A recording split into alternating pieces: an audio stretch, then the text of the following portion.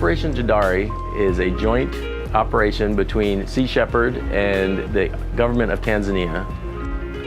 We are looking mostly for illegal, unregulated, and unreported fishing, such as shark finning, illegal bycatch, fishing without licenses.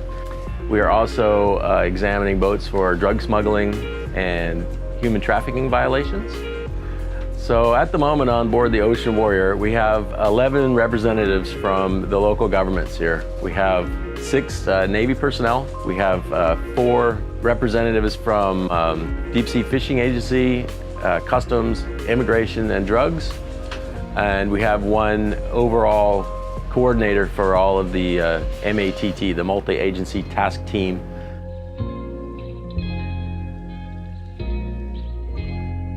Tanzania's EEZ starts at 12 miles at the national limit and then goes out 200 miles offshore from there. So it's quite a large area that they control, and any vessel fishing within that area or anyone mining or doing any sort of economic exploitation in there has to have the permission of the Tanzanian government. When an area doesn't get patrolled for a long time, then sometimes the fishing fleets in the area begin to think that they can get away with illegal fishing, and so we're here to prevent that from happening. And so we're here to lend the resources of ships and crew and some expertise to help them patrol offshore in the EEZ into deeper waters than their patrol boats generally reach. Sea Shepherd is working around Africa and West Africa with several other governments doing similar sorts of joint ventures. We have a campaign going in Liberia, we have a campaign going in Gabon, and now Tanzania is our newest campaign going with the African governments. We have made 2 arrests and examined and inspected 8 vessels in the waters off Tanzania.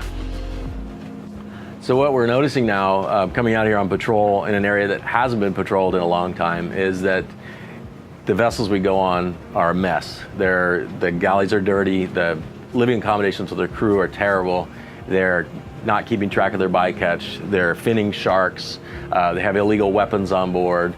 They're basically violating all the rules there are because there hasn't been a strong enforcement presence out here. So we're helping Tanzania bring that enforcement presence out to the EEZ. And I think just by having that presence, we're creating a lot of changes in how the ships are operating out here.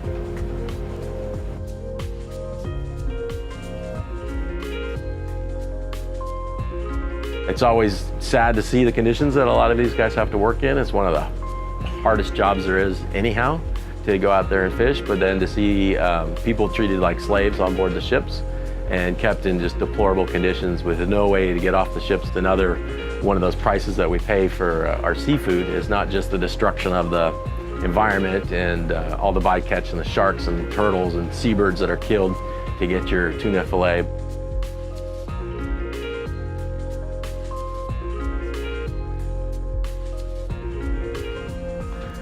So one of the things I see over and over as you go around the world is that these last wild places, that we tend to treat them as piggy banks to be smashed and robbed of their riches, rather than treating them as the vital organs of the earth is what they need to be treated as. And we need to take care of it so that the earth can continue to sustain us. And we can see here the way this is operated is just greed is the main thing. And we have to change our way of thinking on that.